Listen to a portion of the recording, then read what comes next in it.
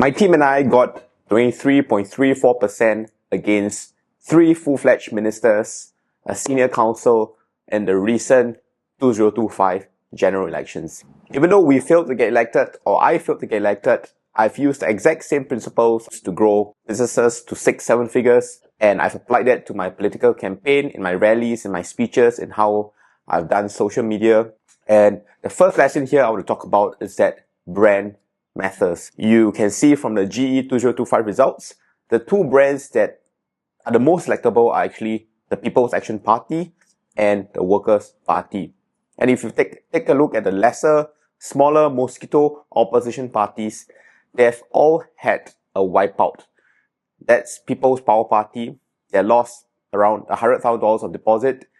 SUP, PAR, losing some of the deposits. At the end of the day, when you're entering a general election, or whether you are running a business, brand matters. And one of the reasons why Red Dot United didn't lose a single deposit is that Red Dot United has done a pretty good job. In fact, the best job amongst the so-called mosquito parties when it comes to branding wise.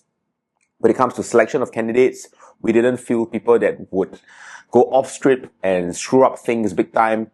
When it comes to rally speeches, we did a good job of vetting our speeches and make sure that they would appeal more to the middle ground. Even though there was a national-wide swing to the ruling party, none of us lost our deposits.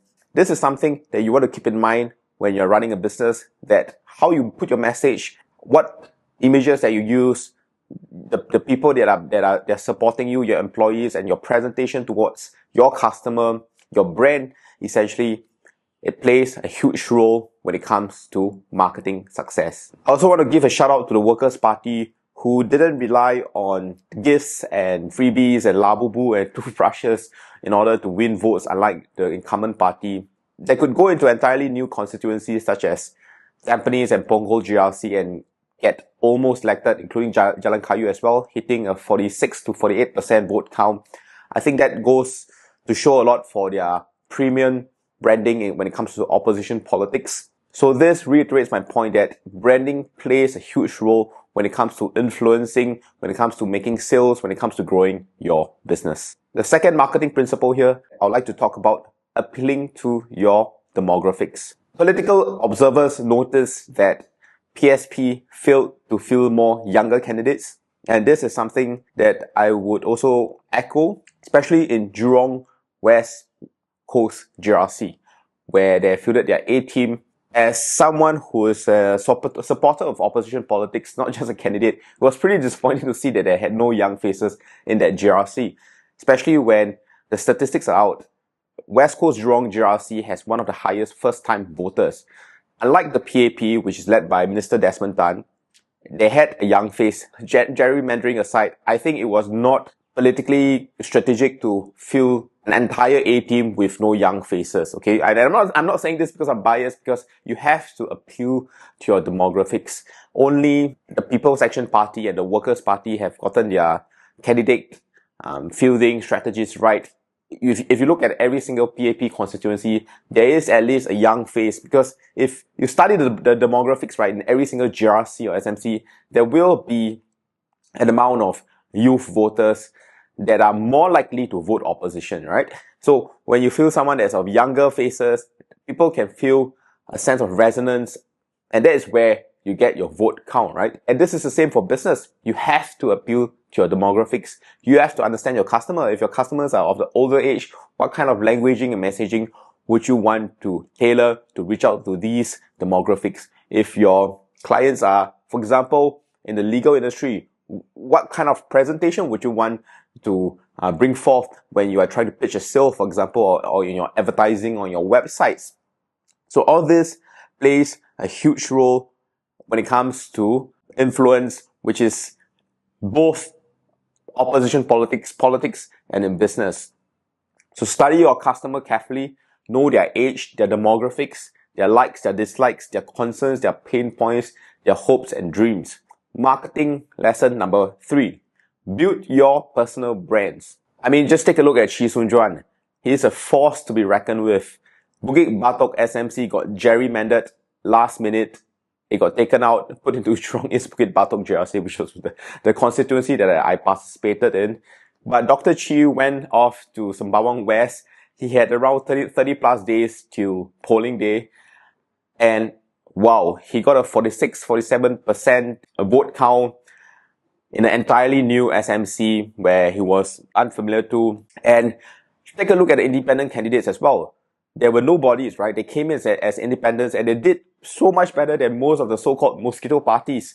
Jeremy Tan, shout out to him. He got 36% vote count. I think Darryl Low, who was in a three-corner fight, managed to get around a 23% vote count. And if there wasn't a three-corner fight, he would have managed a 30% vote count.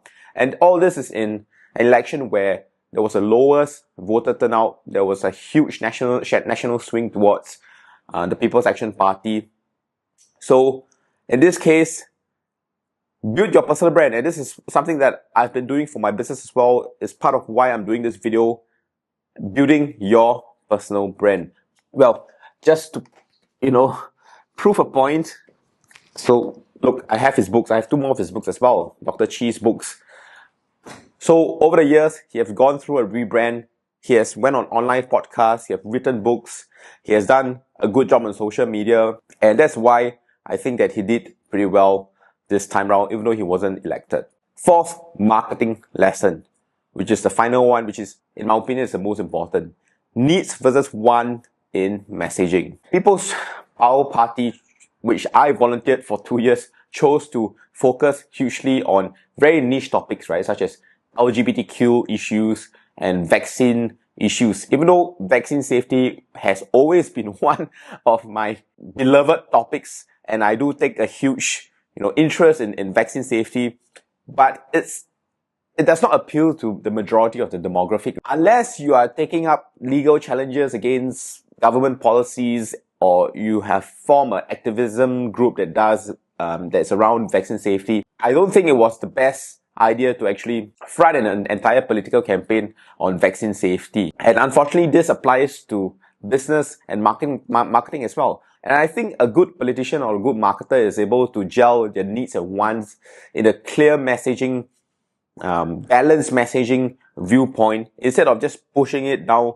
people's throat. Okay.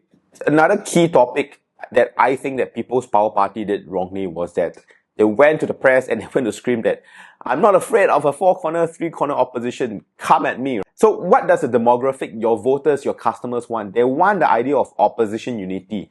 The opposition itself wants more opposition MPs in parliament.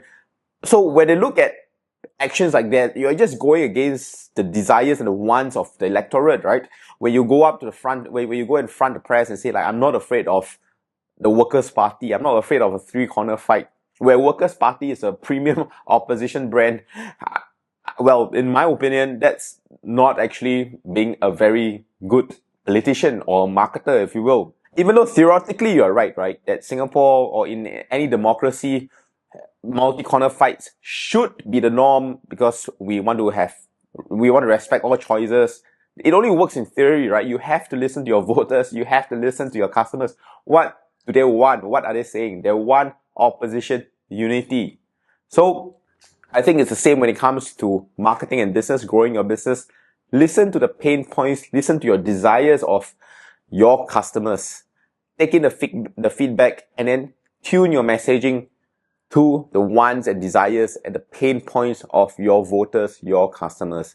And I would say that the electorate results speaks for itself.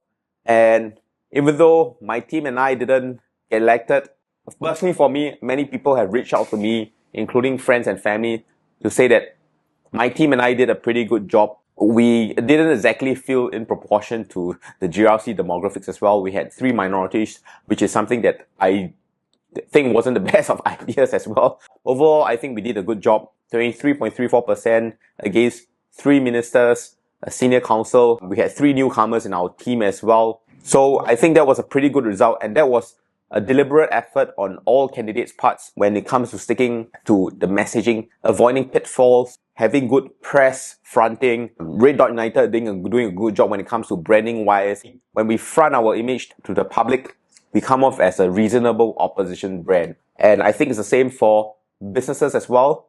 You have to tune your messaging. You have to be aware of how you're messaging, your ideal customers, who you're messaging to, the age, so on and so forth.